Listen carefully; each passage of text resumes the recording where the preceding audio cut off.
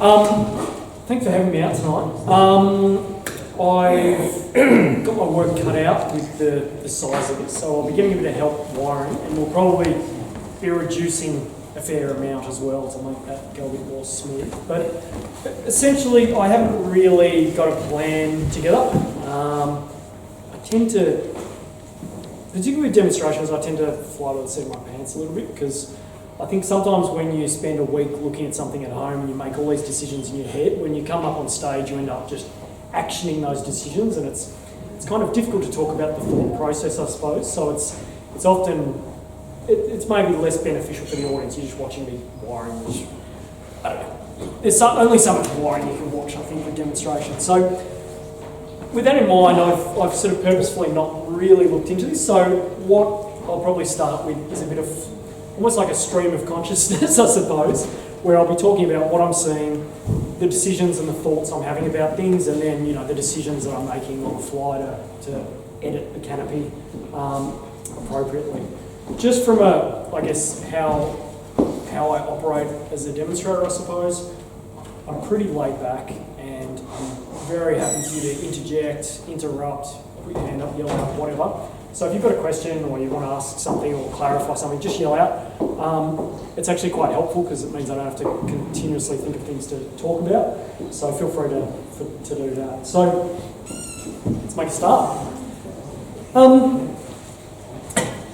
So it's very big, is the first thing I'm noticing. And, you know, like, I don't know what you would normally I'd put aside to work on a tree of this size, hours-wise, but to get a really detailed, you know, wiring job and styling job done on something of this size, you're probably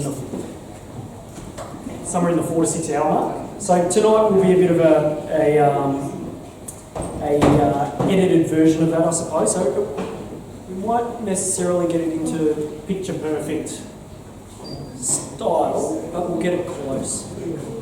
So the first thing I'm looking at, I'm kind of ignoring the branching where I can and trying to get a sense of what the trunk's doing. The trunk's pretty upright for the most part.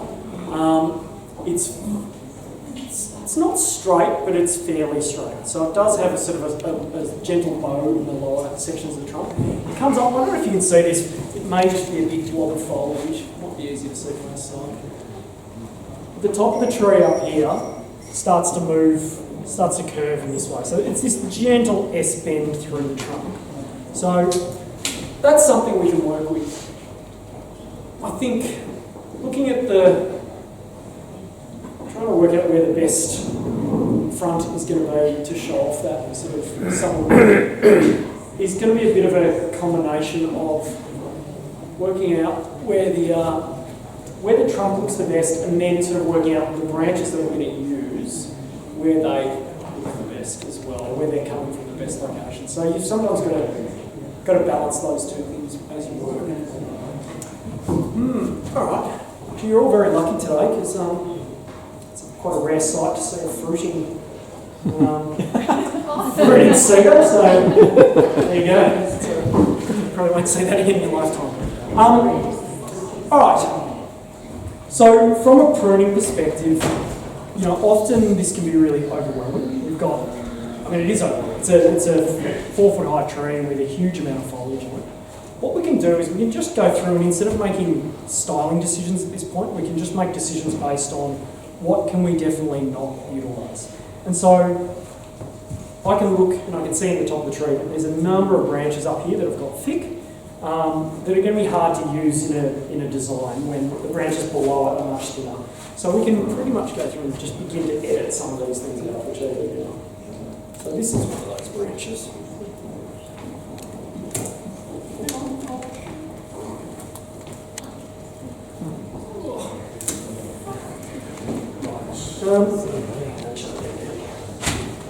Okay, so that's one of many gone. You probably start to see now that movement in the upper part of the trunk.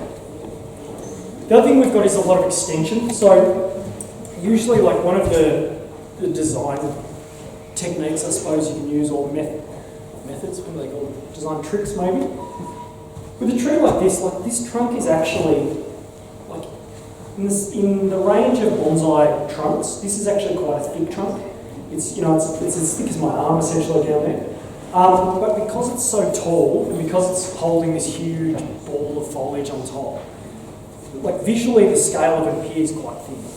So one of the things I'm going to be looking to do is change that ratio of foliage to trunk, predominantly by pruning, to bring the branches in closer to the trunk and make the ratio between those two things change so that the trunk appears as thick as it is.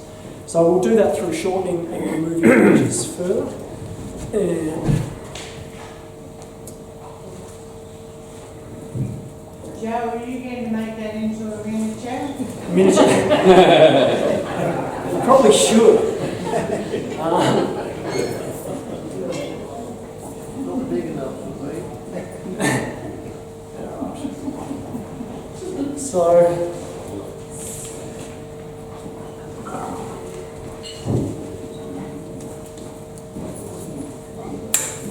the thick bit at the top can go there. Let's get it right.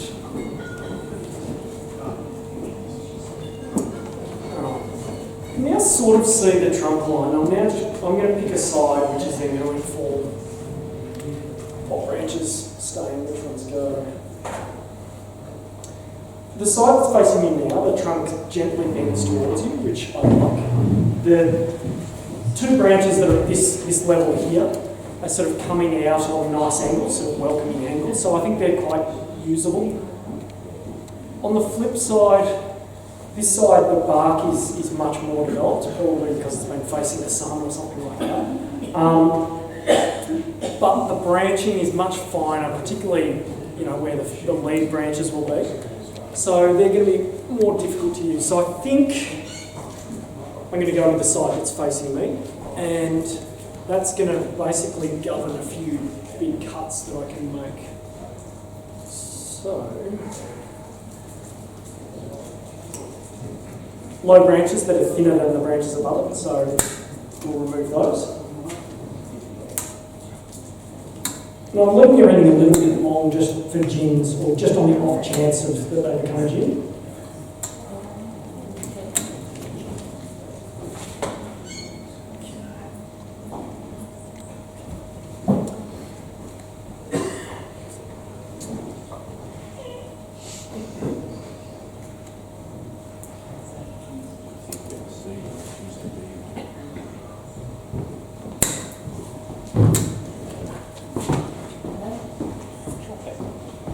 So, you can start to see we've worked our way up the trunk a little bit.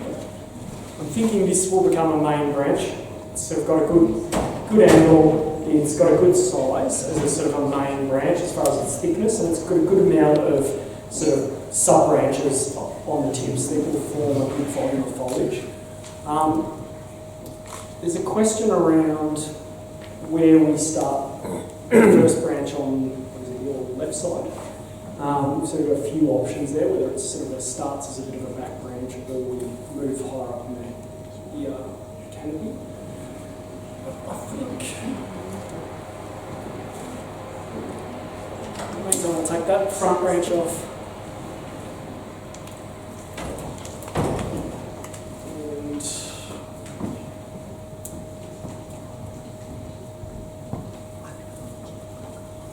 See, I'm also bending things to kind of test how they'll look in certain spots, and it's a good way to get a sense of what you can utilise out of it. Get that.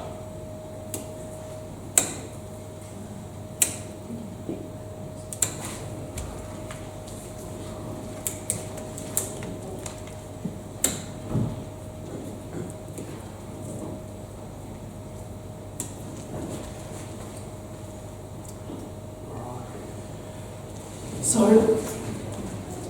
as we move our way up, let's see, I think it's that one. That branch there is heading straight out at us. So I think we can remove this front-facing portion of this branch here. I'll just double check if I'm pointing to the right bit before I cut it off.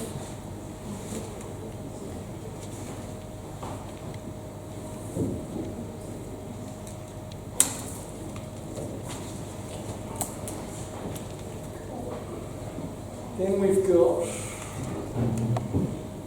just got a pretty good balance of branches going. There's a bunch more to come off.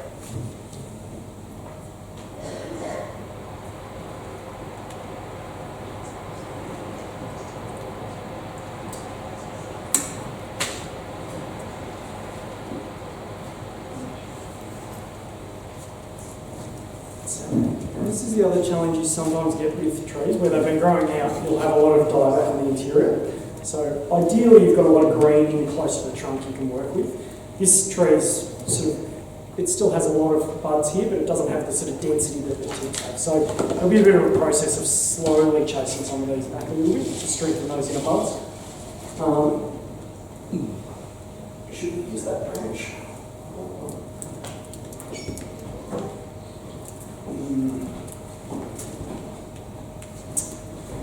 Cut this. So this is a thick portion of the upper branch which we can remove. And that process of removing thick branches and replacing them with thinner ones, or cutting back to thinner branches, is something you should use on all species. Whenever you're pruning, particularly this time of year on citrus, you should always be looking for replacing areas that are thick with structure that's thin.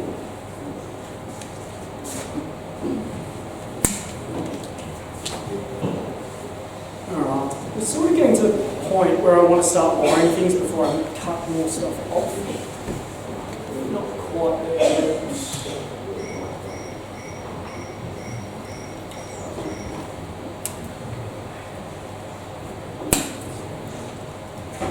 Okay. So I've sort of got the bones of things going there. And you can see now that the scale of the trunk is now a lot more prominent. It sort of reads, I think, more as a, it's getting more into a tree scale in that, you know, there's a trunk of a certain scale with a certain volume of foliage. As we reduce this foliage in further, I think the trunk's going to become even more impressive. What I'm going to do is, actually I might get one of the guys to do, what we're wiring is we'll also slowly convert all these cut-off stubs to gins. So, it's probably too big. Yep, that just needs squeezing. So the process for that, you see Michael's doing there, is basically using the pliers to squeeze the bark, and that basically just pops it away from the hardwood, and usually allows it to peel off fairly easily. Let's go another one. Yeah, go for it. Just score. And then let's start throwing it in. What I'm going to do, usually, whenever I'm working on bonsai, I usually work to certain sort of processes in that, or orders of doing things, order of operations, I suppose. Wiring is no exception. I'll tend to wire, if the tree's going to have things bent down, I'll start down the bottom, at the lowest branch, and I'll work my way to the top of the tree. If it's like a deciduous tree that's going up in sort of more of a broom or an upright sort of format, I'll start at the top and I'll work my way down. And the reason for that is, as you're wiring and you're bending a branch down, you're creating space above it for the next branch to be wired and rolled down. If you do it the other way, you start at the top, you're actually, as you bring these down, they clash with the lower branches and create basically less space for you to get your hands into work and those types of things. What I'm going to do, let's spin this around, I'll start throwing a bit of main wire on these two branches.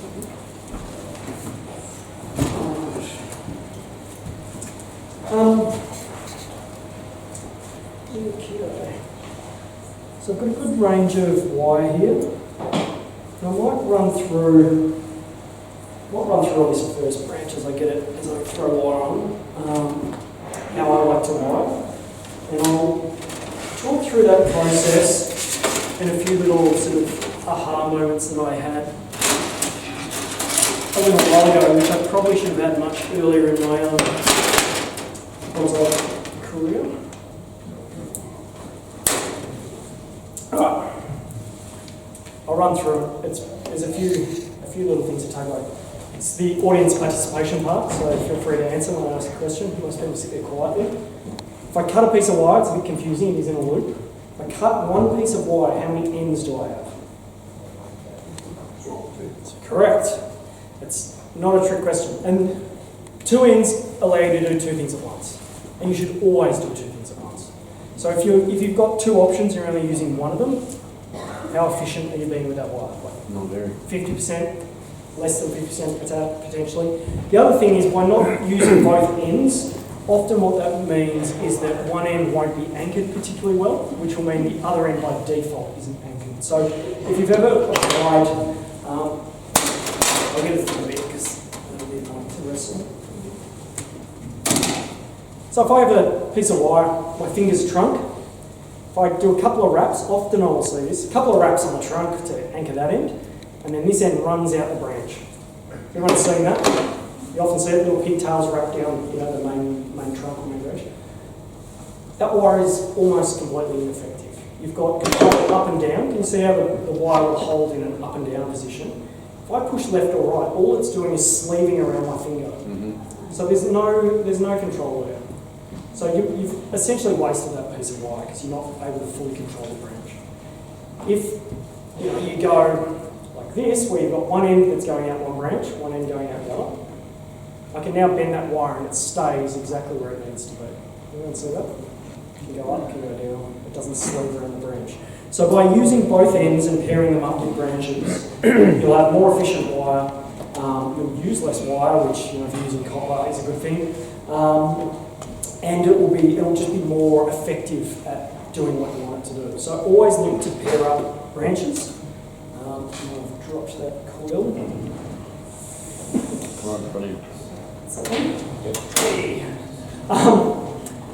So the next point is the thickness of wire. So obviously wire comes in a range of sizes, and you should, depending on the size of tree you're working on, you want to have a good suite of different sizes and different options. Bigger trees, you'll tend to go up into much larger, thicker sizes, and smaller trees, generally it's on the smaller end of the sizes scale. But you need a good range, and you need to, when you're pairing up the ends of each of the wires, you need to be thinking about finding two branches that are in relatively close proximity, that are roughly the same size, and that are the right size for the wire that you've cut. In that case, it's these two branches here. Sorry, I'm going to try not to make it early.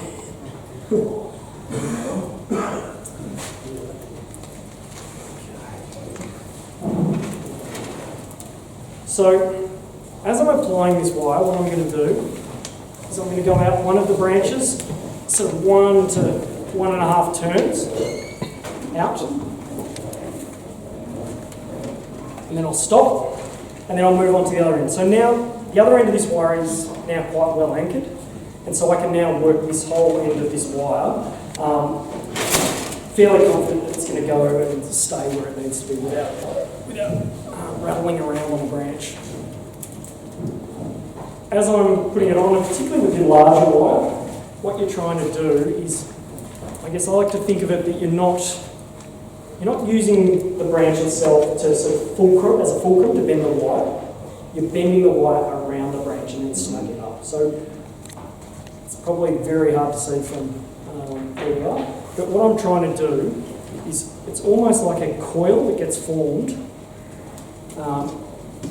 around the branch, and as I'm moving it, the wire's already got a bit of a coil formed, and that coil just continues to be sort of worked around the branch as you move the way out. And then instead of really tightly applying it by using the branch as that bending point, what this allows you to do is sort of form the coil around the branch, and just basically by twisting the wire slightly, it will just snug it so it just touches the bark. And essentially what that will mean is that you get a firm hold, but you're not sort of immediately cutting in. You probably all put a wire on and then you come back the next week to have a look at it. It seems like everything's cutting in really quickly.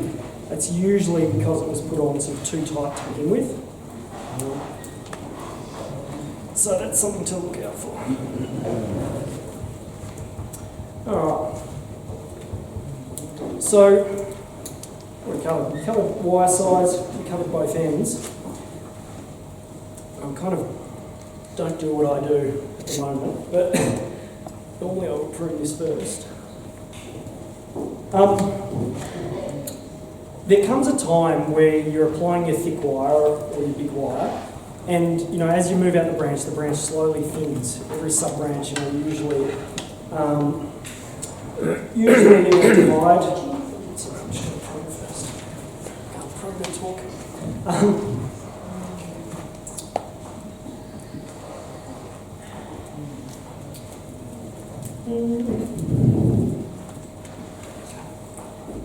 So as you move out the branch, it will usually naturally thin down in size. So it'll become thinner and thinner and thinner, and ideally, the thinnest growth is right at the tip of the branch.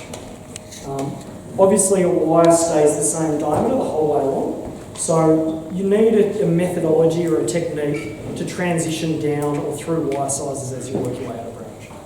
And you need to do it in a way that's both sort of effective. It's effective and by effective I mean that the wire's interconnected, there's no sort of gaps or there's no looseness in there, but also in a way that is efficient and neat and is easy. One of the problems I always had with wiring was it took way too much brain power. I used to sort of try, in order to not cross and have a neat wiring job and have all the right size on the right branches, I used to put way too much thought into things. And no matter how much I sort of tried to pre-plan and work it out in advance, it would inevitably end up that I'd cross wires and have mistakes made and whatnot through the process of wiring. What I sort of worked out one night, which was a bit of a light bulb moment, and it probably took me, way too long to figure out. I'm sure other people figure this out much more quickly.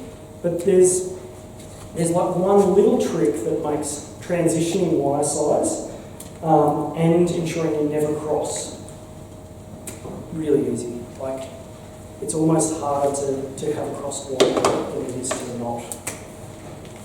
And it requires very little, if any, brain power whatsoever. So it's basically a combination of things. So as you're wiring out the branch, you're heading out the main line, every time I hit a side branch or a junction, I'm asking myself, is from this point onwards where I want to drop down a wire size or 2 or 3? Is this where I want to transition? If we do this branch, I come out and hit the first side branch. No, the branch is still thick, it continues thick, I still want my thick wire, so I continue again. Hit another side branch. Nope, branch is still thick, so I continue out.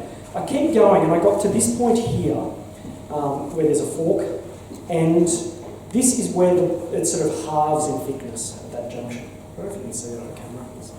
Maybe you can. Push that down a bit. So you can sort of see here the branch is thick and then it thins out. So from this junction, I do want to transition. So what I ended up doing is essentially wiring just past, so picking one of the legs of the junction, and I've wired out 1.5 turns past the junction and cut that thick wire. So I now have wire sort of out one of the legs at, whatever that is, 5 centimetres, something like that. So that allows me now to swap down a wire size. And the way that I'll do that is I'll pick the appropriate size.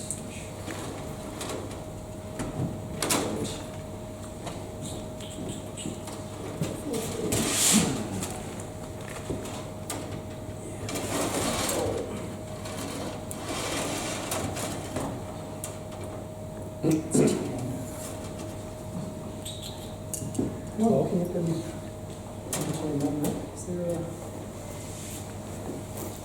Is that one here? That's right, we'll go a bit heavy. So that's probably a good one. If you are ever humming and hawing about what wire to use, and I'm probably looking right at it, but I can't see it, but if you're ever humming and hawing, don't choose the thinner one. Choose the thicker one. So if you put something on that's like a fraction of a millimetre too small for the branch, that fraction of a millimetre is the difference between holding and it not holding. So if it's not holding, there's no point wiring it in the first place. So you've wasted the time, you've wasted money doing it.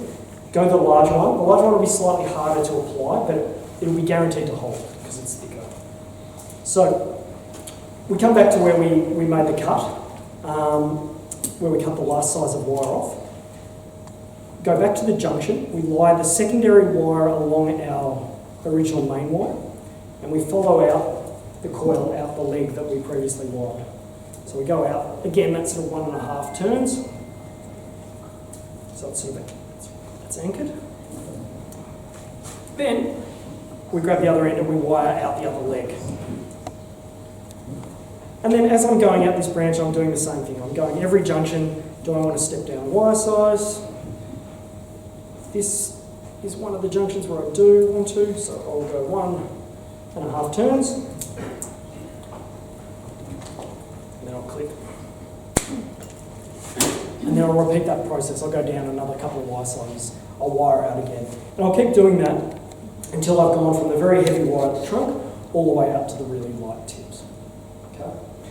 So that's pretty straightforward, and it even goes to the point where if you're wiring out a single branch and it splits at the end, it's a really good way, even if you're just using the same size wire. If you need to turn one wire into two, hit that junction, 1.5 turns past, cut it, use the cut bit you made in the same size, start the junction again, you've got two ends to work your way out. Because you're always doing 1.5 turns past that junction, you've got this overlap in the wire, which gives you basically really good, the overlap locks the two sizes together, which means that they'll work as one. If you leave a little gap in your wire where you don't have any wire on the branch, from that point out, you'll have no control because you won't have that little bit zone covered. So always overlap. The light bulb moment was working out how to not cross. So there's a couple of things worth pursuing there. The first one is just your pruning. So we talked about two ends of the wire. If you're always pruning to two branches at any one junction, that allows for your two ends. It matches up. When you've got 3s and 5s and odd numbers, you've got to start doing a bit of jiggery pokery to sort of get things to work. So much easier to just go through and prune everything out to junctions of 2. That's the first one. The next one is as you're running that main structural wire, and then as you subsequently step down in wire sizes, as you're coming down the branch and approaching a side branch, as long as your main wire is consistently on one side or the other, doesn't matter which one, either just in front of the branch or just behind the branch, you know, it goes like just behind you. If you imagine, I'm upside down.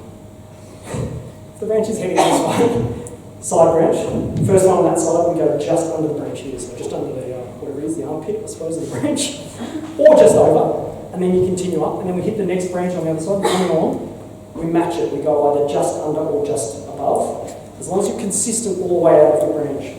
What that means is when you put the secondary wire on your sub-branch, and you hit your main wire, that secondary wire will be just in front or just behind that main wire. It'll follow up and it will exit in a consistent way for the next branch, which will be either just in front or just below. So your wire by default has to go on without crossing. In fact, in order to cross, it's almost more difficult to cross. And so with those two things, it sort of took the thinking part out of wiring. Like previously I was going through and going, put a main wire on, and then I'd go, okay, going to connect that sub-branch to that sub-branch, so that'll be here and that'll be here, and I'll have to twist here. And no matter how much I tried to think it out, I always got it wrong. And then when I removed my brain from the process, is when it started to work out for me. So it's a really good way of doing it. It doesn't require any real thought. You can kind of go into automatic mode. Anyway, you continue wiring there as well. Yes, please. Yeah. So you can almost go into automatic mode, and by default you'll end up, with a tree that's got a really good, efficient wiring job with no crossing lines. Right, so that's probably the last we'll hear about wiring, unless anyone's got any questions about that. Has anyone got any questions? Probably a lot of information in a short period. If you've got a little branch that doesn't have any junction, what do you do at the end when it's thinner? It's going straight out. Oh, that's a good one. Yes, so one of them is a technique thing. So if I didn't touch on this, as you're applying the wire, there's two things that make wiring easier, I suppose. One is if you're wiring towards yourself, so rotate the tree so the branch is pointing towards you from the trunk. It allows, if the branch is there, it allows you to work your hand around it really easily. If it's going to the side, you've got to reach over and under. So that's the first one. And the second one is every time you put a wrap of wire on, support that wrap. So move your support hand to pinch the wire in the branch, apply another wrap, move it out, and repeat that process out to the tip. And by supporting, that'll allow you to put quite thick wire on very thin bits of wood without damaging it. So if you've ever wired a tribe, they're sort of notorious. If you don't support them really well, and you just wrap the wire, with the branch unsupported, it'll rip the branches off. So you David's can't, smiling at the front because he's so you can't step the wire down on that? You can. So that's the first one. So first thing I usually do, because I'm a bit lazy sometimes, is I'll just use my support hand and end up with really thick wire on a very thick branch. So that's one way. The other way is you can snip the thick wire without a junction, and then there's all the less than ideal techniques you can use, but you can essentially either you can sometimes tuck the end of a smaller wire, sort of maybe a few wraps back on the branch, and then follow it out. And that works as well. There's a lot of, I try not to encourage people to tuck things in because it ends up being the default mode, but it's one of the ways you get around it. So that way's an ideal situation. There are, like I said, always pruning too. There's always exceptions to the rule. So sometimes by pruning back to 2, you end up cutting out all of the branch. You lose a good portion of foliage that you want to use. And I don't know, I tend not to want to. Sometimes by removing problematic growth, you end up cutting huge ball patches into things. And I think they're much better to be reduced slowly over time. In which case you often end up with threes or weird groups of branches in one spot. And there are those sort of scenarios where you've got to end up with tucking a wire in or doing something along those lines. If you go through and get a look here, just knock all the dead stuff out. It hasn't got a green on it.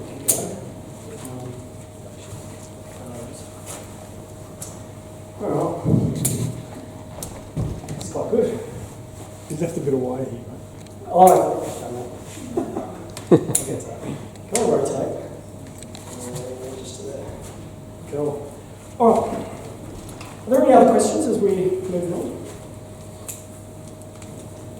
Copper versus aluminium? Does everyone use aluminium or copper or a bit of both? Both. I use both. They're a bit task dependent. So copper is really good from a strength and holding perspective and very unique because it's essentially a much stronger material when it gets work hardened. So copper, ideally, you will receive your copper wire and you'll see some of this stuff's kind of got a blackish tint, and that's probably because it's been through a fire or a kiln. And what that does is they heat it up till it's sort of cherry red hot and then cool it down in various ways. And what that does is all the sort of the molecular structure of the metal gets all jumbled up and all of they're not fibres, but all the molecules sort of de-knit themselves, if that makes sense. So the material becomes softer and more malleable and flexible. So when you first get copper and you cut a piece off, it's actually quite soft and nice to work with. The thicker it gets, the less nice it is. But generally it's pretty good. As you work it, what ends up happening is all those inner molecules start to sort of re-stack and re-bond themselves together, and it work hard, so it becomes much harder than it was. So through that process, you would get really good holding power. So you put the wire on, and it goes in soft, and then it hardens and becomes much stronger than when you put it on. So it's actually, probably after it's hardened, it will be very difficult to reapply because it won't bend that much. Aluminium on the flip side. So it's wise to pretty much cut it all off. Yeah, you can. Look, you can unwind it.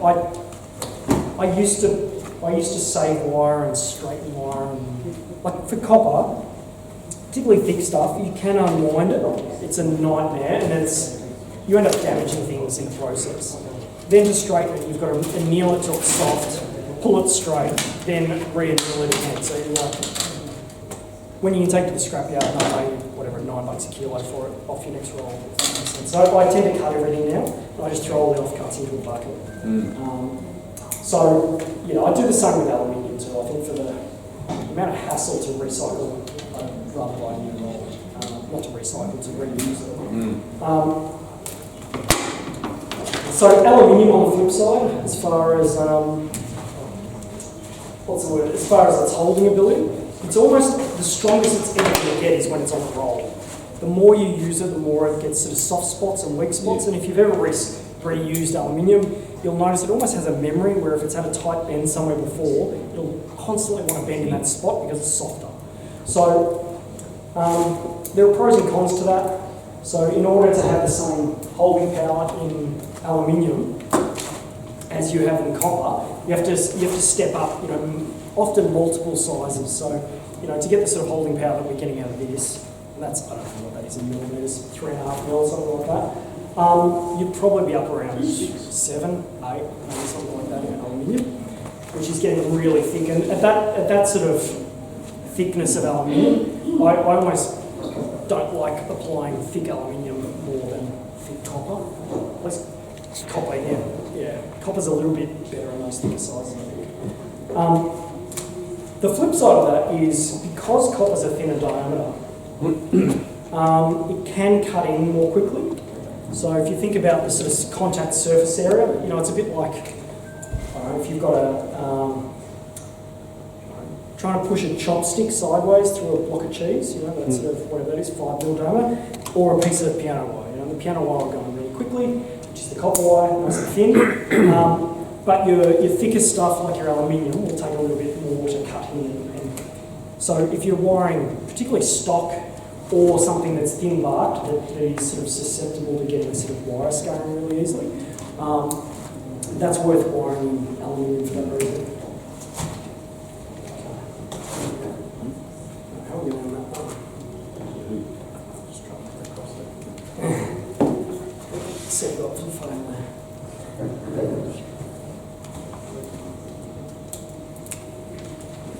Are there any questions in that? Nope. All right. You'll have the wire and the three of the same size. So, yeah, I don't know if my methods are necessarily meant to be rude, but yeah, I tend to do that a lot. I like these. These are like they're a scissor wire cutter. So I like them because they're a bit of an all-rounder. On smaller stuff, I like these, which are a scissor wire cutter again, and they're great because you go and find a wire, they stay in your hand like this. You can operate all your fingers, and then you can kind of operate them like this to cut wire. So as you're wiring out, you bang, bang. So that's just a faster way of wiring. These are great because they cut everything, but I've noticed recently I've kind of moved into using just my wire cutters to cut everything as well. So don't do as I do, I suppose. Come up with your own ethics on that, I suppose. A lot of people don't like that, the idea of cutting things with wire cutters. But yeah, the other ones like, I don't have a pair tonight, but there are these plastic handled scissors that a lot of the sort of bonsai, or the American bonsai sites, I think and a few others sell. And they're really cheap. But they cut everything. They're brilliant. They're probably not designed to cut wire, but they do, and they're cheap enough to replace. So I like things like that as well. I don't know if you guys have been through it, but where you've collected every tool known to man, and then you end up using about 3 tools on the regular. Everything else sits in your box. Yeah, so I guess on that too, I think we can talk about this. The other one of the big complaints I hear about copper and thick aluminium really is that a lot of people have problems applying it. So just the force required in your fingers to bend it, particularly once you get towards the end of things, that's usually when you've got a fair amount of it, it's quite easy to get a bit of leverage, but when you're coming down to the very ends, it requires quite a bit of sort of ductile strength, I suppose. One of the best tools you can use is a pair of pliers, gin pliers or otherwise. And I've got 3 pairs of pliers in my day-to-day set because I use them all the time. And particularly, I'll use 2 pairs of pliers with large wire. I'll use 1 pair to hold the last wrap I applied, and the other pair to manipulate the wire itself. So my hands are fairly good, but if you've got issues with your fingers or whatnot, like pliers will pay for themselves almost instantly. They're brilliant. And again, they can be used for so much, like all your gins and everything, pliers, wiring is pliers, repotting, they're just great tools. They're really underrated. Not many people have more than 1 pair, I don't think, in their kit, and it's really worth doing. 2 is super useful, particularly on big wire. Yeah. So yeah, multi-purpose tools are great. You can find things that'll do 2 jobs at once. It sort of saves putting things down and picking up something else. And those sort of tools that can sort of, like these that don't interrupt your workflow, particularly when you've got a big complex tree and you wire an end and then you have to turn around and pick up the thing and come back and work out where that end was in the canopy. To be able to just go through and clip, just speeds everything up.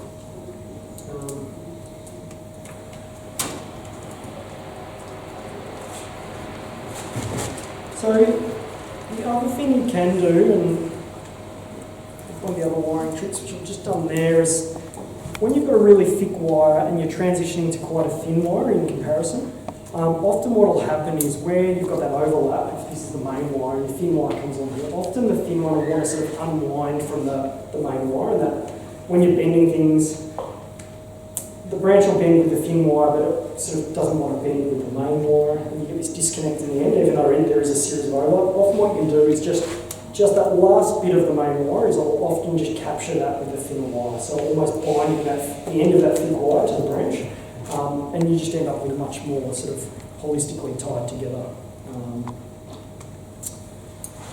wiring job that's more efficient.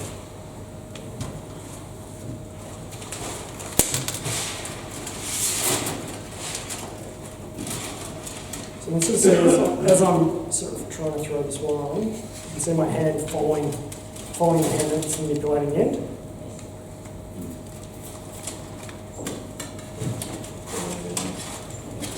And by keeping sort of these curve cutters in my hands the whole time as well, I'm able to quickly switch things up and cut things off without sort of waste too much time changing tools.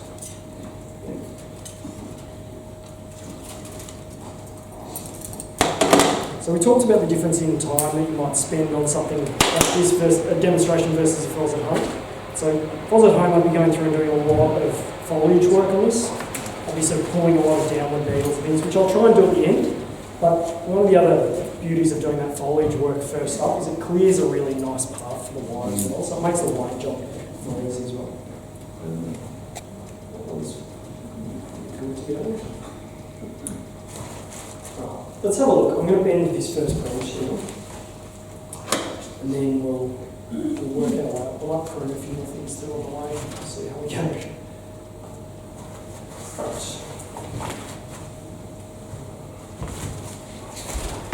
So, like I was talking about, I want everything brought in close to the trunk. And you can sort of see everything's still very horizontal, very wide, and a lot of the growth too is out quite far, so there's not, some trees you do have the option where you can just cut these branches short because you've got lots of dense growth on the interior.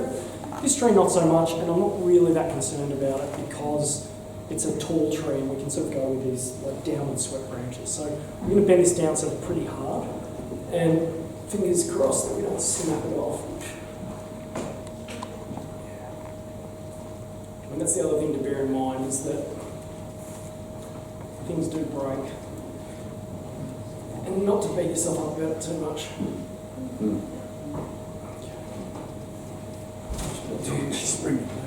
Yeah, they're hard to gauge when I don't work on a lot of cedars very often, so I think my eyeball wire size gauge is a bit off at the moment. So what I'm going to do is put just a small twitch wire which will take the brunt of that force, and then I think the rest of the branch will be fine with the line. So So I'm going to try and put that wire quite close to the junction, so that really the bend is happening close to the junction.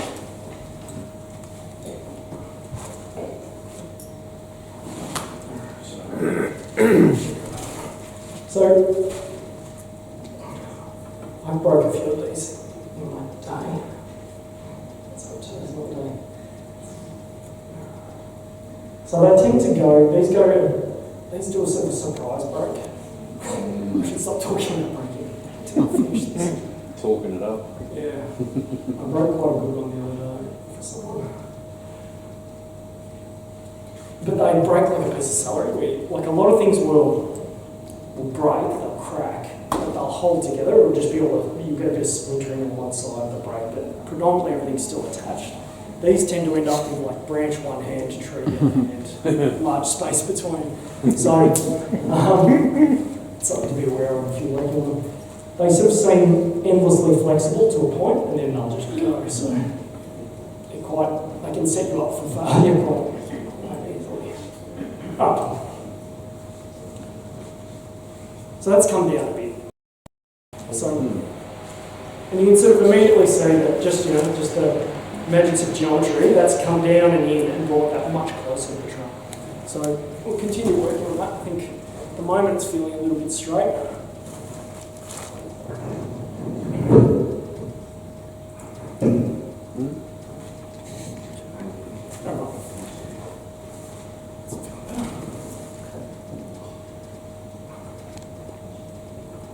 Get a little bit of movement in the main line. And this is sort of the step-by-step of how I would style a branch.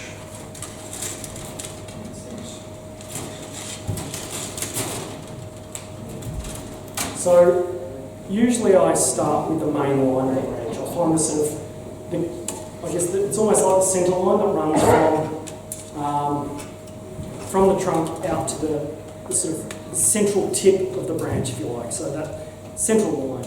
Some trees, they'll have almost like multiple centre lines within a branch, so you see almost like fingers coming out. Most of the time you can find where that central point is going to be, where the middle finger bit of growth is, and that's the one I start with first. And I start with the furthest tip, if you like.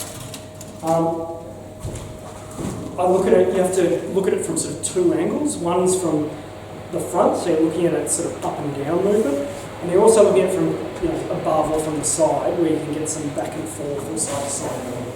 So I'm conscious that we're trying to get good movement in both planes, and also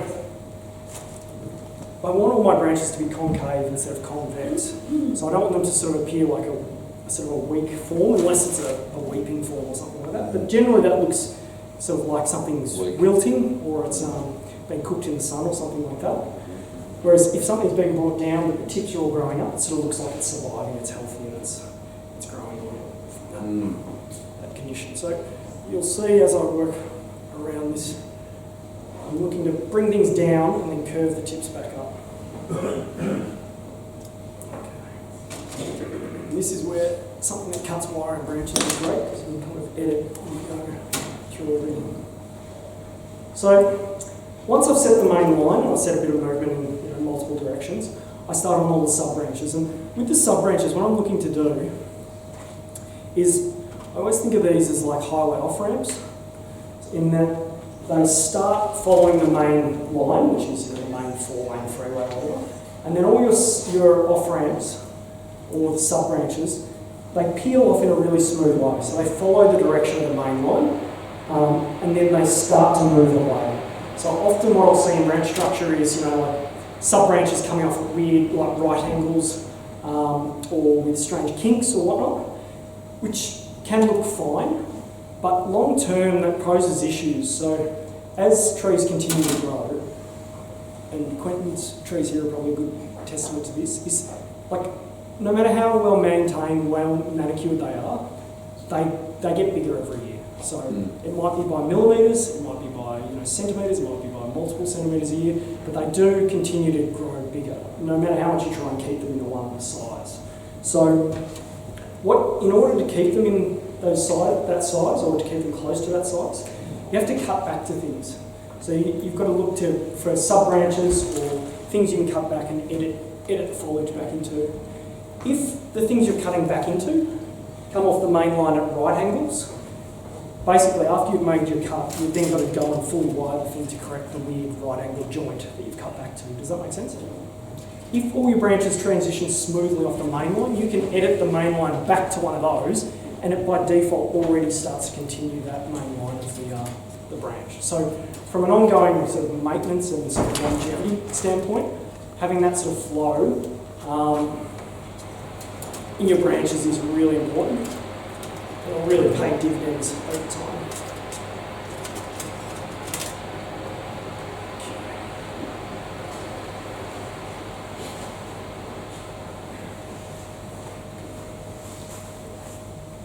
Just a couple of little sub-branches and then we'll move on to the next. So the other one is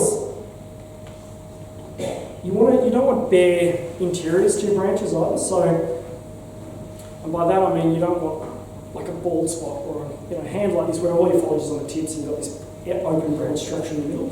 Ideally you have these sort of layers that fill in the pad and form a full sort of cloud-like pad of foliage. And the way you do that, starting at the tips and then you work your way back in towards the trunk and layer things, sub-branches back down. So you're almost going tips, next level comes into here, next level comes into here. And you create this sort of fuller volume of foliage, I suppose.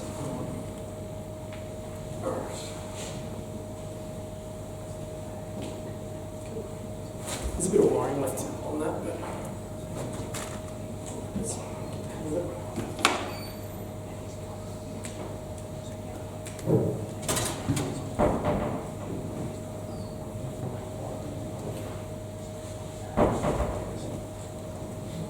So there's a few little sub-branches that aren't wide, which is why it's a little bit, what's the word, a little bit unkempt, but you get the sort of idea of the way the branches are being formed. Got this sort of concave form to the branch line, dropping down and kicking up the ends. All the sub-branches, I don't know if you can see that really well, are peeling off the main line really smoothly. So you can imagine if I cut the main line back here, this sub-branch continues, is already in the right sort of position to replace this section of the branch. Does that make sense? It also happens to look much better, I think, personally. Cool. So now I've got this branch down. That's going to help you work out which branches we're going to keep and which we aren't higher up in the tree. So,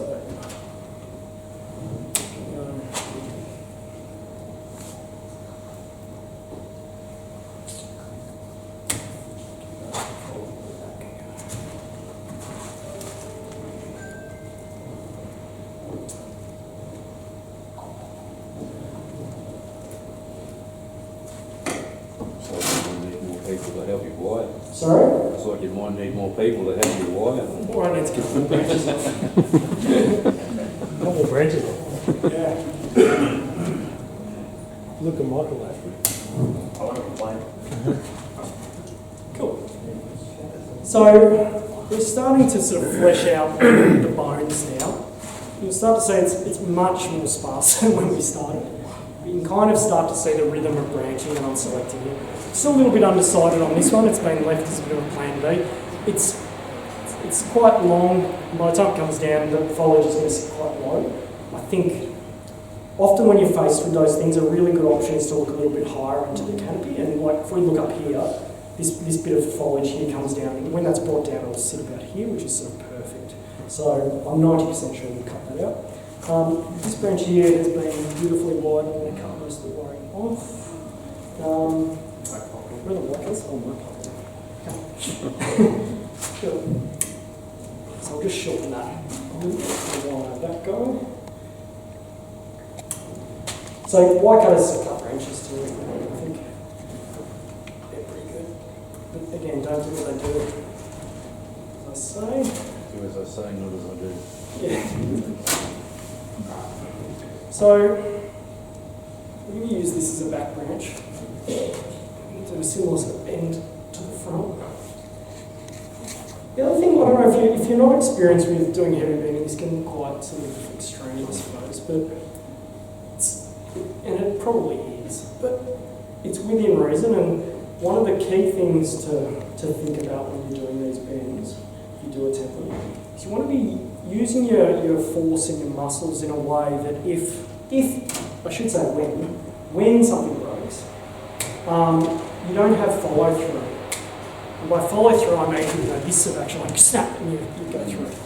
You want it to be able to break or crack more than point without it breaking off. So if you can feel and bend in a way, and sometimes that might be, I'll often use my other hand to support the bending hand like this, and it kind of means I can, if it does crack, I can stop immediately, and there's no sort of no breaking moment where you break the branch off. What that'll allow you to do is just crack a branch and go, okay, that's enough for today. I'll let it recover and we'll come back next winter and do it again. So that's really important. What, you'd leave it for that long? Depending on the break. Yeah. Some breaks get left for much longer because they just don't heal particularly well. But yeah, usually it's a season of break. If it, like I said, it depends how broken it is. Some things break really catastrophically. Is there a good time to, like good seasonal time to Yeah. So for heavy bending, the best season is over winter for most things, and like particularly with juniper is a good example. So if you've ever tried to make a gin or a shari on a juniper in spring or summer, you'll notice that the bark almost jumps off when you start peeling it. You give it a slight squeeze, everything pops off and you can slide off almost like a straw off the end of a gin. You'll also notice if you've done any sort of wiring and heavy bending at that time of year, it's very easy as you bend for the bark just to sort of split and pop apart and delaminate from the hardwood. If that happens, you've got a really high chance of doing damage to the branch. Whereas in winter, it's quite the opposite. Like if you ever tried to make a gin in winter, you literally have to scrape the bark off the hardwood. It adheres really well. So for that reason, it's a really good time to do the heavy bending because everything's going to be really well adhered and attached. And you've got much less chance of sort of, what they call it, degloving, I think it's a medical term, but it's essentially what happens to the, what happens to the bark. So it's a much better season to do heavy bending and styling particularly. You know, like pines as well. Winter's a great time because the buds are there, so you sort of know what's going to happen as far as next year's growth. But they're not delicate, they're small still, they haven't started to extend. So there's not much risk of knocking them off or damaging them. Whereas when they're fresh in candles and they've just started to extend, they're very delicate and you can brush them and you break them off. So they're the sort of things that you want to take into account when you're deciding to do heavy work at least on trees. Okay. So we've got the first two bottom branches mostly wired into place. We'll keep working our way up. So get one of you guys to gym that. I think I answered my question regarding that. Gym that as well. You're not concerned about those two branches being the same level? Which two? The two that you worked on, they come out of the trunk like the same. Not really. It's a good point. So there's a lot of, I don't know, I hate to call them rules because they're not rules. Like no one's policing them except for everyone. But there's no real repercussions to them. So they're guidelines, and they're guidelines for a good reason. They usually have a really logical reason why people say you shouldn't do it. In the case of bar branches, generally, it's twofold. One, they can be really distracting. So if you've got a trunk line and then a really strong horizontal or a line that breaks, that's created by a bar branch, two bar branches, that breaks the flow of the trunk, it sort of interrupts your eye as it moves its way up. And you've probably seen trees like that where you go in and you can't get your eye past the bar branch for whatever reason. It's probably because it's interrupting the sort of flow of the trunk. So that's the first reason. The second one is that creates lumps. So if you have a lot of growth from one area, often you'll get swelling, and that interrupts again the sort of flow of the trunk because we have reverse taper and a bunch of other things. In this case, you know, we've got a side branch and a back branch. So from the front, we're not actually seeing that junction, so the flow of your eye continues to move up the tree. So that's not a problem. And likewise, there is mine, you know, it's almost as if the two branches are on top of each other, so they're not perfectly horizontal, but there's not going to be enough growth on this to thicken the trunk and create a lump. So you'll see in really top trees will often have bar branches, and they're not an issue because they haven't been allowed to extend or grow out vigorously. And if they're not an issue, they're not an issue. So yeah. So yeah, take them as guidelines, but you want to understand the reasoning behind why people said that in the first place. If that makes sense. Cool. So as we go, I'm looking for branches to pair up. And just as I work, I'm sort of going, yeah, this one's roughly the same as this, and vice versa. So I can sort of work out a bit of a plan of attack for the main wires. And then from that point onwards, I turn my brain off and just apply that sort of wiring methodology that I talked about. So that allows, particularly when you're doing, sometimes I quite enjoy wiring.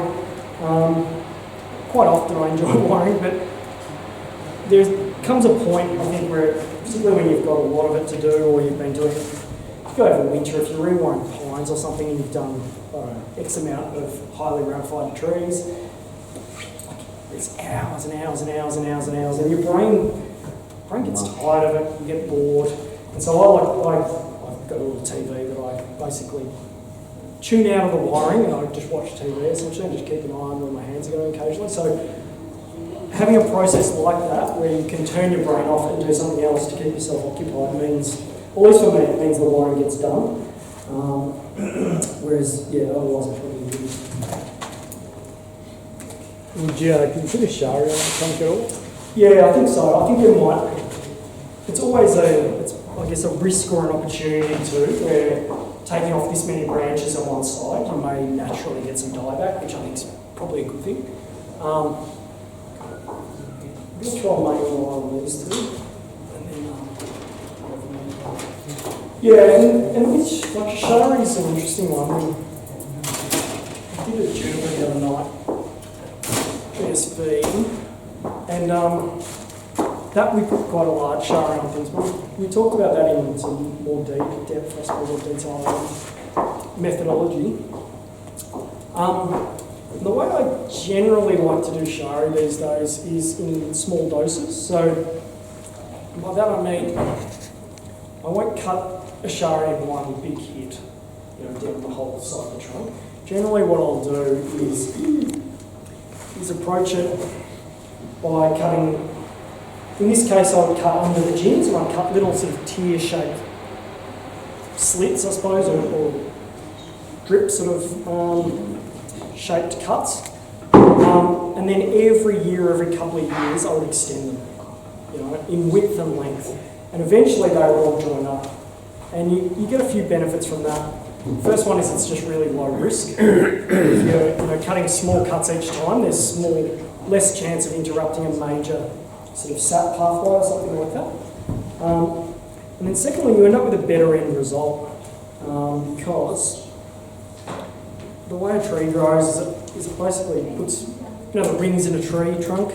They're essentially each year of growth you put on a new layer of heartwood before winter. In a shari's case, that means if you've got a freshly cut on year one, if you think of the edge of the shari where it meets the bark, will be sort of like a flat cut line against the bark. If you, year two, sort of extend that, that cut edge, so you widen the shari by a couple of millimetres or whatever it is, what you'll have there is where that bark was removed from, you'll have this sort of next layer of heartwood, so you have this sort of extra new lamination of heartwood, which is that the ring of the trunk essentially. And then if the next year you do another cut and you extend it out, you'll have a third layer. You have these sort of stepped, sort of very thin layers of heartwood on the edge of where you've cut the shari each year. And what ends up happening, if you can imagine, it starts off as a small drip and you extend it out and extend it longer, ends up looking a bit like a fingerprint where you get this sort of textured look into the shard. And the only way you get that is through that sort of growing and then cutting and growing and cutting. If you cut it all in one hit, you don't get that. You just get a flat, boring texture, which, you know, I guess you can carve, but it's still not quite as good an effect.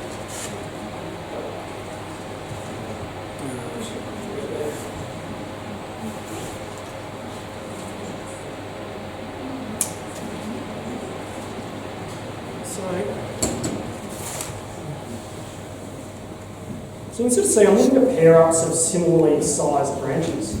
So I found these two on the back, which will pair up probably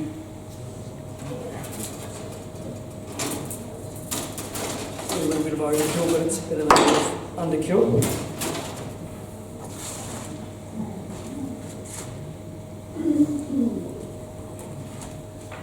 The other one I'm doing is try to minimise the amount of times I've got to wrap around the trunk if I can. So you'll notice that this wire sort of runs almost down the length of the trunk before it hits the branches.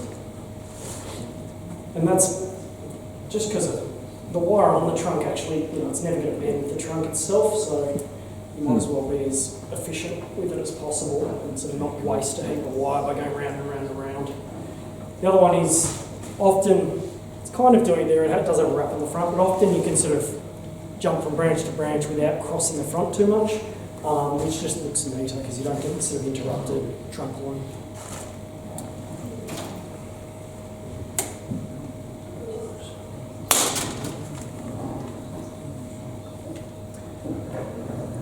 So,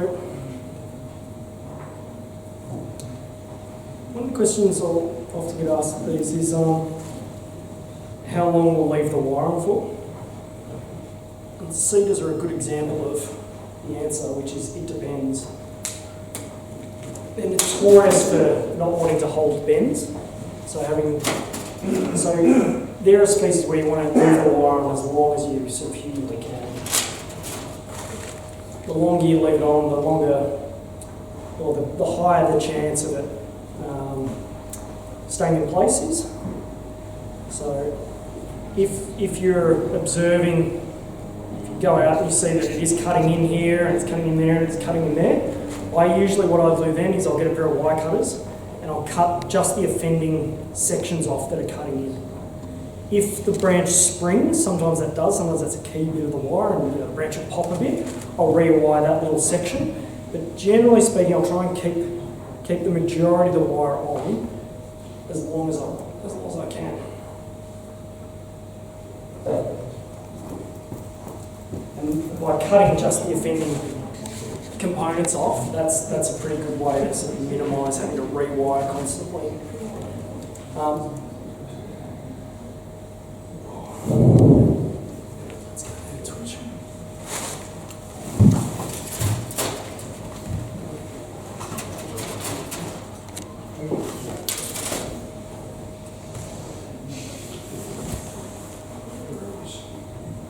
So, I'd expect on this, I'd be aiming to leave the wire on for at least 2 years. 2 years? But yeah, depending on how things grow, I mean that's at the end of the day, things grow really, really aggressively, like this tree's left to grow and grow out like it had been, you might only get, I don't know, 6 months or a year out of the wire. But certainly the longer you can leave it on, the better. I've got trees with wire that's been on for, I don't know, 4 or 5 years probably. And because they're sort of more mature trees aren't being grown really hard and fast, they're not thickening very quickly,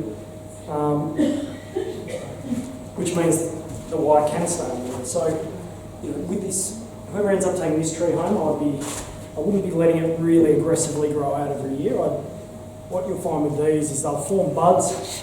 The buds will start to extend, and you can just sort of with your fingers just not remove the growth, but reduce the growth, so break it in half or whatnot, and that'll just stop the rapid expansion. You get much more back budding, and you want to support. Let's see. someone here with cut off. You want sort of a From previous members, June Fraser, Steve Clark, and Ian Barnes, put in some as well. Some great articles about the history of the club and so on. I came on board 25 years ago, I think it was. I didn't say that once. 25 years ago, halfway. So I was halfway going into the club since its inception. And we used to be about 20 people in the club in a hall that's about a third of this or less. It was very small in Yarraville. And now we're flourishing. I mean, we're probably one of the biggest and strongest clubs in Australia. We've won easily, I think, the best show in Australia. So that tells you a long way we've come. Thanks, Lola. And to be honest, it's all about having the right members in the club. And I think that's what made Bonsai Northwest flourish, is having the right members who give it all, who volunteer their time, who just come along every month, buy raffle tickets when we ask them to, volunteer to do this, do that, and so on and so forth. It's just a brilliant club to be a part. And I think we're a very relaxed bunch of people, very happy, easygoing, have a bit of fun, have a bit of laugh at each other. No one takes it too seriously.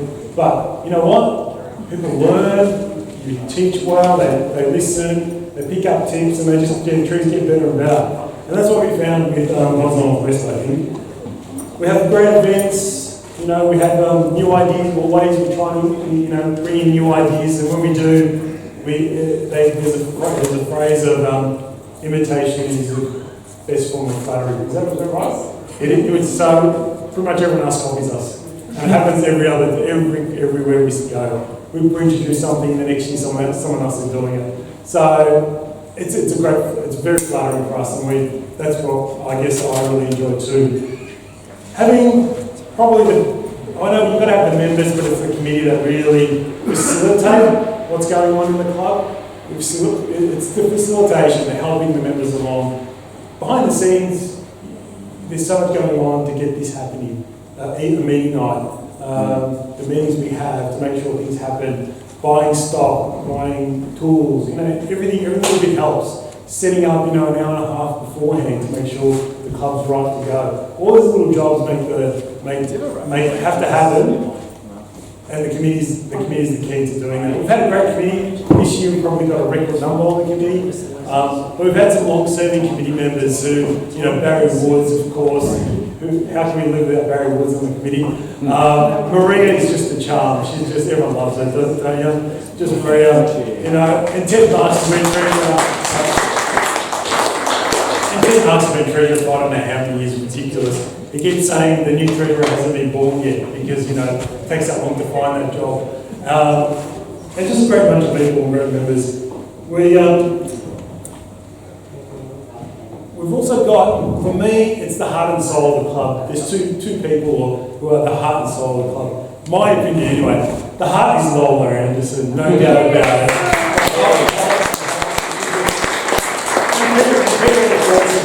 And Lola's the heart, everyone knows her smile and her laugh. And to me, the soul of the club is Quentin Valentine. So that's my opinion.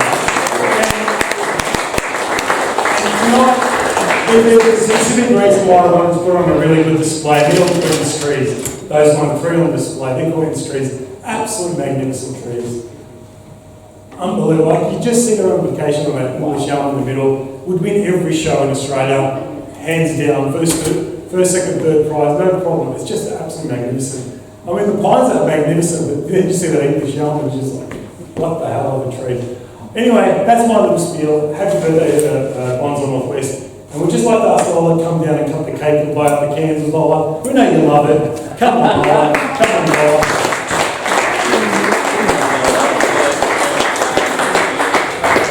Oh, Steve Clark, you might as well come down, Steve. Come on, Steve.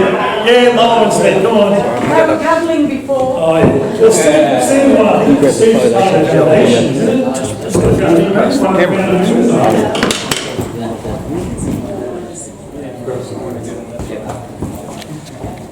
Everyone's up there singing, boys, ready to go? Hang on. Sorry, Brent, you can't cut the cake. It's all right.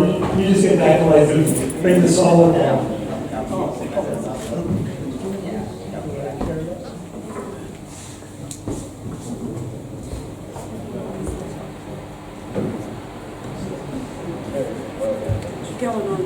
All right, ready? Ready, one? We ready to go? Happy birthday, hang on, Lola. Let's sing happy birthday to you from blow out the candles. Not yet. Not yet.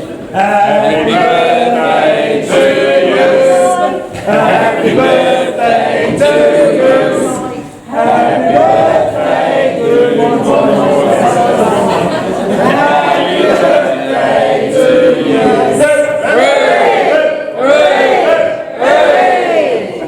Blow.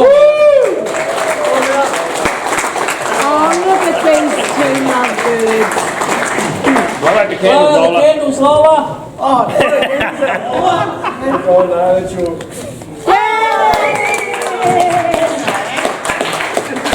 I have to say something, being the old fart of the club, but how fantastic has this club come. I'm so proud of everybody here, especially this great committee. This club has got bigger and bigger from when we started in a little scout hall with old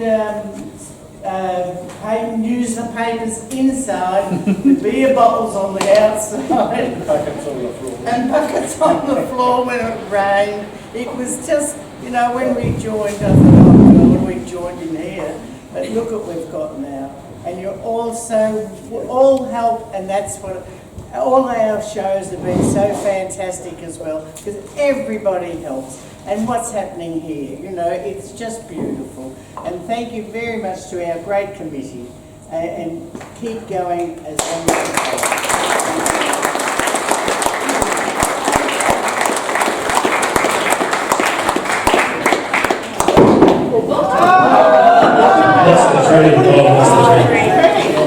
Good break, that's all right. Alright, everyone, that was just a little birthday, happy birthday. And now the girls will cut the cake and give pass out some cake for you guys. I think we'll get online, actually do some work. So good. Alright, Joe, take it away. Let's give one to one. Oh, yeah. Okay. Cool. We've been sort of wiring away, working away and wiring away. Most of the trees wired at this stage. There's a lot of little stuff that, you know, we'll probably leave that for the prospective new owner to take care of.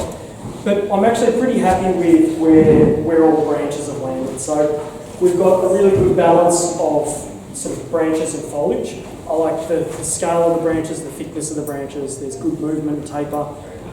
And what was, you know, originally looked quite sort of, you know, I'm sure you remember, like long and leggy out here, is now looking much more compact, much closer into the trunk. And I think you'll agree that the trunk now sort of feels bigger, even though it hasn't changed, but obviously that ratio, that sort of visual ratio has changed.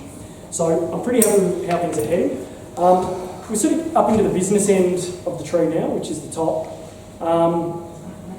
Tops are sort of notoriously tricky for a range of reasons, and I think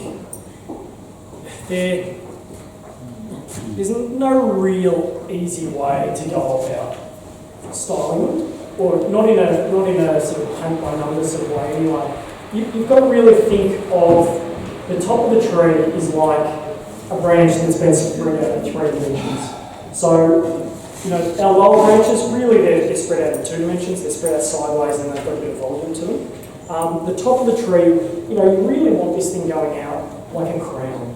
So a lot of people think, you know, they go, this is the top of the tree, this one shoot here. But if you look at, you know, any of these old mature trees here, like there is no one shoot that becomes the apex, the pointy bit on top. It's a broad crown, broad canopy made up of multiple shoots, many shoots. So that's what you're aiming for. And so when a tree's like this, where it's sort of having, like this is essentially first styling, what we're looking to do is set up a structure that will hold that future buds and that future application. So we're not looking to set up a single shoot heading up in the air, but we're looking to spread things out and sort of fill out a crown. So having said all that, I'll see how successful I'm doing that. The other thing you'll often see in crowns are where a lot of cheekiness happens. On particularly very good trees and old trees, when they're rewired, one of the challenges with the top is keeping it compact, and because the top of the tree is so, I guess, narrow and dense, it can grow out very quickly, and there's only a few ways you can rectify that. So on a species that buds back, obviously you can prune and force them, use some buds closer in. But on an old pine or something that's a lot more reluctant to bud back like that, sometimes you've got to do a bit of creative wiring to compact things. So often you'll see crowns, they get, I don't know how to describe it, it's almost like a whirlpool. If you look down from the top, everything will have sort of been swirled around. If you've ever got a spring or something and twisted it in, it's like a screw. It kind of screws things inwards. And often you'll see that on, particularly on big old white pines and things you can, you'll see that sort of all been sort of swirled in. You can't pick it from looking at the tree, but when you look closely, you can sort of see it. So anyway, we're going to avoid that if we can. Also going to be looking to sort of try and round out the top of the tree somewhere up here. I've done pretty well. I think I broke one branch that we didn't end up using or needing. But this will be where I'll break something because it's the top and it's a bit more important. So I'm going to try and maybe go a little bit more slowly as I'm bending, but fingers crossed we don't have any disasters. And look, the reality is if what I've set up for the top of the tree, which is this branch here, does break, we've actually got this really lovely sort of shorter growth here, which is sort of a really nice plant. So that's probably another good point. It's something that I do a lot, is I leave myself plan Bs when I'm doing sort of risky manoeuvres. So if I'm doing really heavy bends, or if I'm doing dangerous bends or something like that, I'll often leave, let's say it's a twin trunk and I want to just have a single trunk. I won't cut that second trunk off straight away. I'll do all the work on the other trunk, and if that all goes well, then I can make the cut, or I can make the cut out 6 months later once I'm sure that the good sides are covered.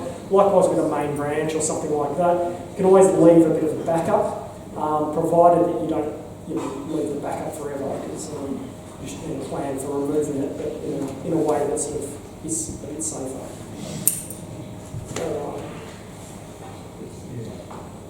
So the other thing you'll notice is while the branches are swept down sort of on both sides, I've swept down the, what is this? It's your right, my left, which will be your left when I spin around, but the left-hand side has been swept down really hard against the trunk and in very close. The other side, the right-hand side, which is the direction side, where the movement of the tree is heading, I've let that, it sweeps down but it extends out further. So the distance from the trunk is probably double on this side, and I really like doing that on all my trees that do have movement, because it really accentuates, sort of gives you this sort of look, where you've got short on one side, long on the directional side. So that's a really good little trick. If you've got a tree that just doesn't quite work or feel correct, often by just doing that with the movement, that'll adjust things in a way that'll sort of sort things out for you. All right.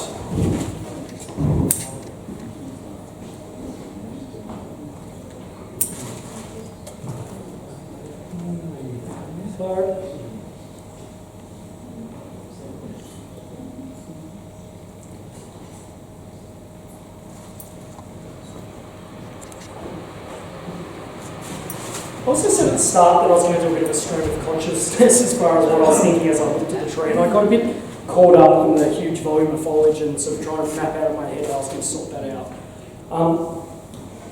One of the things is sort of much more noticeable now that that's all been reduced and the scales coming in is just how nice the bark is on this tree. You can see this crackliness, and I don't know if anyone's grown cedars, but this is something that is irreplaceable. Like, you can't substitute that by using technique. That's a time thing, and you can't sort of shortcut that. We can shortcut craggly growth with wire, we can do all these other things, but that bark you can't. So that's, like, as far as this tree goes, that's like probably one of the key features that it has going for it. And it's a really important one. It's something that, like I said, you can't substitute. You can't substitute technique for it. So I don't know how long that takes, but it's probably 30 plus years to get that sort of crackling. I don't know whose tree this was and what the history was, but I'd be on right. It'd be something like that. So whenever you're looking for material, it's a really good thing to do is to look for signs of age, because age, you're basically buying a shortcut by buying buying something that's already old. So whenever I'm shopping for material, which isn't often, and it needs to be something that really catches my eye, I'll look for things like that, like signs of age that shortcut that timeline, means I don't have to wait for the thing to get old itself. And then I'll go for things that are interesting. So I think one of the other traps people fall into is they want one of those and one of those and one of those and one of those. And the species takes precedent over the tree itself, if that makes sense. So instead of looking for something with interesting movement, you look for a prunus.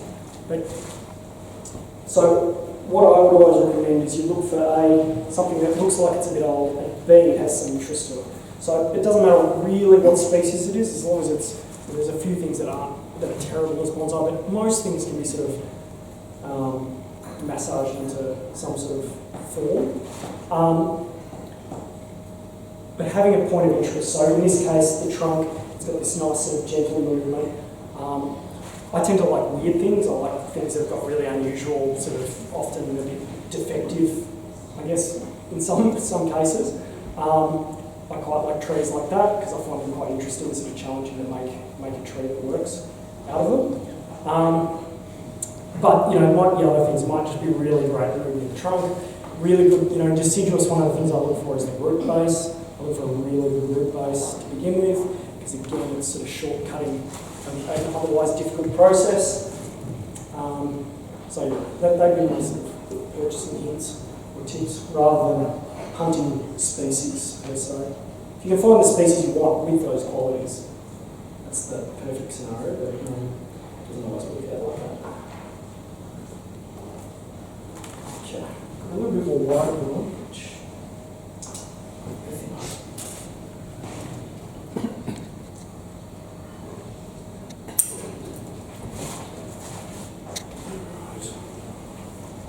so there's a few, ideally we'd have a couple of branches here. There's about 6 or 8 sort of buds in that area, so that's just going to happen in time, probably next year or next season. As usually what you find when something's been worked on like this and it's had this sort of large reduction of foliage, is the first sort of instinct of the tree is to replace that foliage, and so it does that by throwing out a bunch of new growth, new buds. So again, for whoever inherits this after tonight, a lot of people say don't feed things over winter, and you read that in a lot of publications and whatnot. And that's my take on that, is that's come from northern climates where you have essentially a really heavy snow load over winter, where things like physically don't grow because they're under snow and they can't photosynthesize. Like if we're lucky, we get a dusting of snow sometimes in Victoria, but even up in high country, we don't get a huge volume of snow compared to North America or Northern Japan or America. So that's as a result, everything does tick along over that winter period, and so there's definite benefits to feeding through that winter period. You don't want to be laying it on sort of thick and fast. But I think having some fertiliser going in, even if it's mild, the tree's still going to utilise that and sort of use that to build itself up for the spring growth. For those of you that know the name Grant Bowie, he's Canberra-based bonsai grower.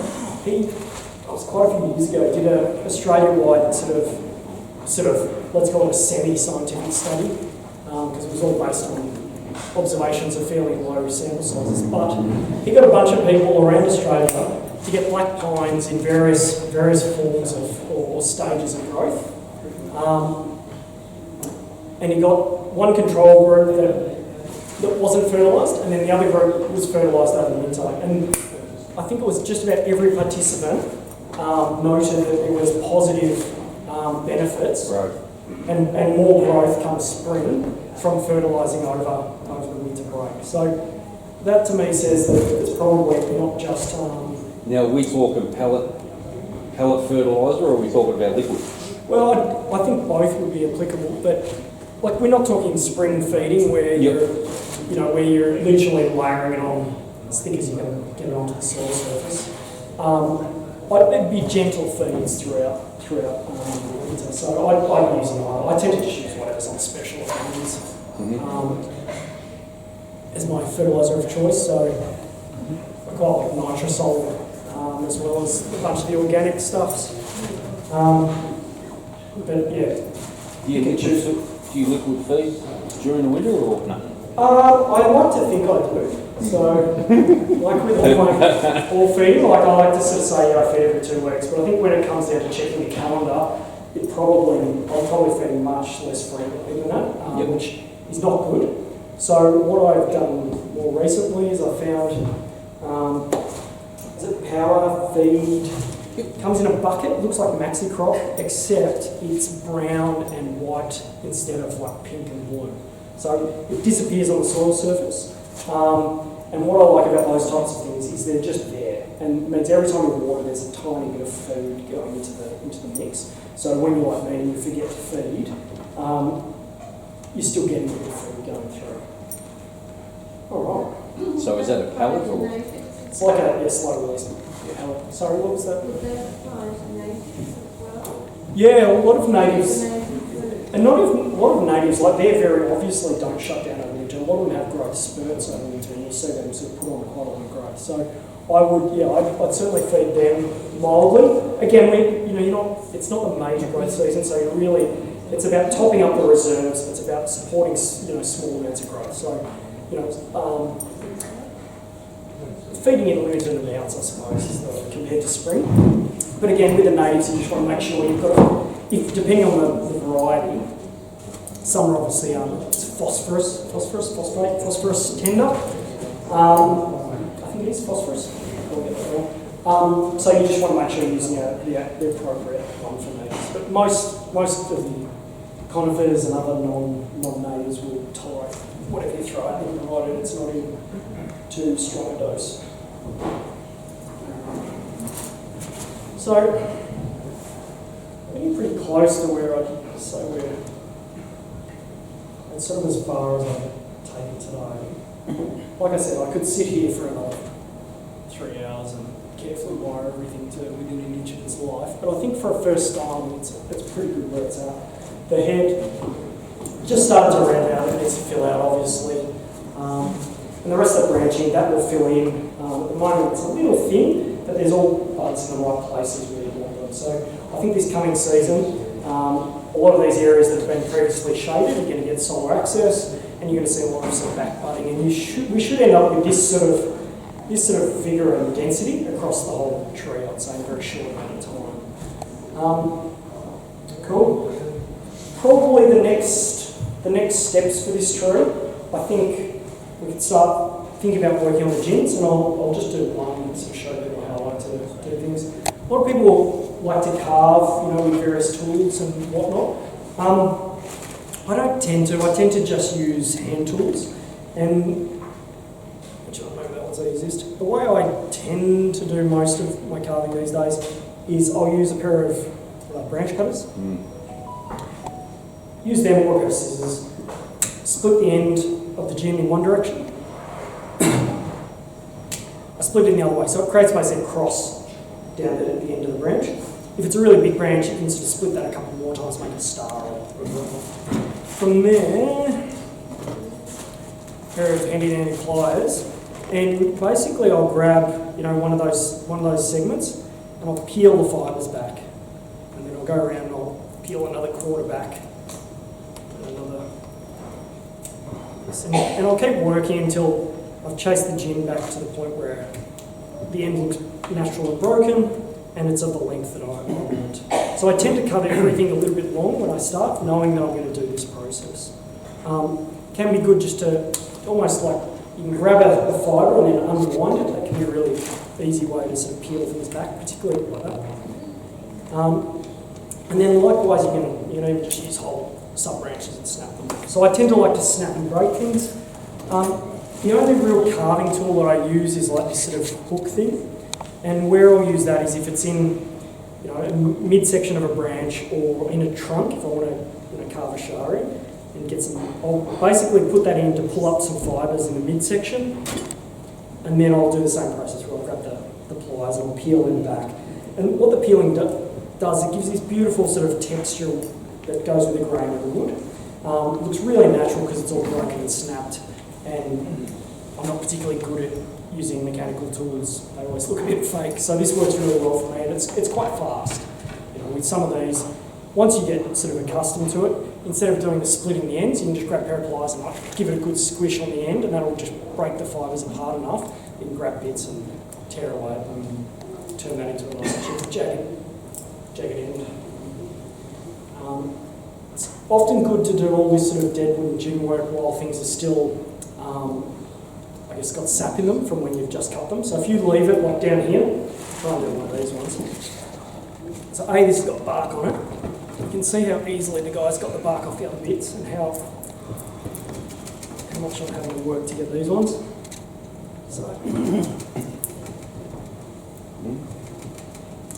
So the bark really adheres when things dry out, so it's always good to get the bark off pretty early. But you'll also see, trying to peel things back, it wants to snap in very small bites, if you like, or mouthfuls, eyefuls. So it can be a bit frustrating, and instead of peeling, it'll tend to snap through. So it still works, but it's just not as good as when it's still damp and full of sap from making the cut. So that'd be a good exercise for whoever gets this, to start going through it and just creating a lot of these gins and bits of deadwood. It can be quite fast, like particularly this tree I think kind of suits longer gins.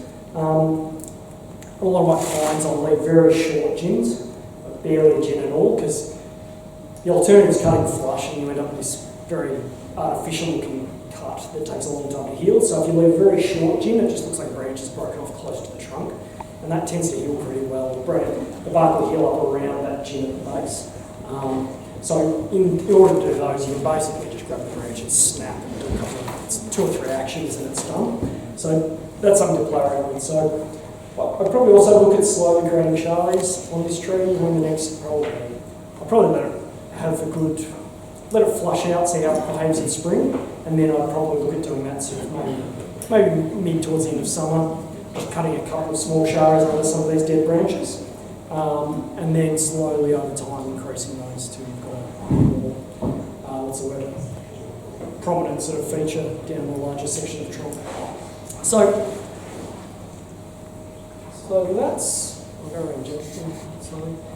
that's the sort of gist of the tree. You can see all the bones and the structure there. It's a really nice tree. It's obviously got some age. I don't know what the history is. It's obviously spent a fair amount of time in a small container too, because the bark sort of the scale of the crackle is quite fine. So it hasn't been sort of really explosively growing. Sometimes you'll see a nursery tree that's been grown really quickly in a big container, and the bark plates will be quite large. But something's been growing much more slowly. The scale of the bark is much smaller than the other crackles, just for the nature of how it's expanding. So that's another thing to sort of look at. So this tree's got some really good features. I'm pretty happy with the structure overall, and I think it's got some good future potential. Are there any questions around any of what we've been chatting about tonight? Awesome. Thank you, Joe. Everyone give a hand to Joe. Thanks, Joe.